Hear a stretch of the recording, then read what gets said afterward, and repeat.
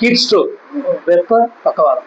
அதாவது ஓவர் வெயில்னால நம்ம உடம்பு வந்து ஹீட் ஸ்ட்ரோக் அடிச்சிடும். அதாவது ஹீட்னால இது வந்து மிகப்பெரிய டேஞ்சரஸான சைன். ஆமாம், அது தெரிஞ்சிடும். ஹாய், ஐம் டாக்டர் செல்லச்சந்திரன் சொல்லி இது வந்து உடம்புல வந்து ஒரு 40 டிகிரி எல்லாம் ஹீட் ஓவர் ஆகணும்னு ஆட்டோமேட்டிக்காக நம்ம உடம்புல இந்த ஸ்ட்ரோக் ஏற்படும். வெப்பத்தினால அந்த ஸ்ட்ரோக் ஏற்படும். காய்ச்சல் மாதிரி இருக்கும். பார்த்தீங்கன்னா தொட்டு பார்த்தா காய்ச்சல் கடுமையாக இருக்கிற மாதிரி இருக்கும். 104 டிகிரிக்கு மேலே கொதிக்கும்.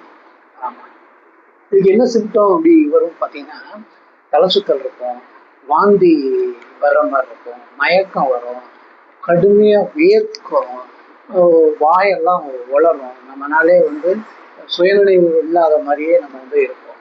சரி, எப்படி இதுலேருந்து தப்பிச்சுக்கலாம் பார்த்தீங்கன்னா, தண்ணி நல்லா குடிங்க. ஒரு நாளைக்கு 3 லிட்டர் தண்ணி, 3.5 லிட்டர் தண்ணி குடிங்க.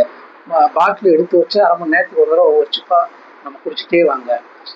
அடுத்து பார்த்தீங்கன்னா, மோர், இளநீர் இந்த மாதிரி எடுத்துங்க. அதே போல் ஓஆர்எஸ்லாம் சொல்கிறோம்ல, அந்த ஜீனி உப்பை கரைச்சி அந்த தண்ணியை வந்து குடிங்க. இந்த மாதிரி யாருக்கும் ஏற்பட்டுச்சுன்னா டக்குன்னு அவங்கள நிழலில் உட்கார வச்சு அவங்களுக்கு தண்ணி கொடுத்து நார்மல் பண்ணுங்க. காய்ச்சல் அடிக்குது அப்படின்னு நினைக்காம. அதே போல் ட்ரெஸ் எல்லாம் வந்து நல்லா லைட் ட்ரெஸ்ஸாக போடுங்க, டார்க்காலாம் போடாதீங்க. இந்த வெயிலில் அனாவசியமாக சுத்தாதீங்க. ரொம்ப முக்கியம், பிபி பேஷண்ட்டு, வயதானவர்கள், டயபெட்டிக் இவங்கெல்லாம் வந்து ஓவராக வெயில் சுத்தாதீங்க.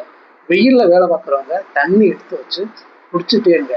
தண்ணி குடிக்க குடிக்க இந்த ஹீட் ஸ்ட்ரோக்லேருந்து நம்ம தப்பிச்சுக்கலாம். உடம்பு ஆரோக்கியமாக வச்சுங்க, அதுதான் ரொம்ப முக்கியம். வெயிலில் அனாவசியமாக சுத்தாதீங்க.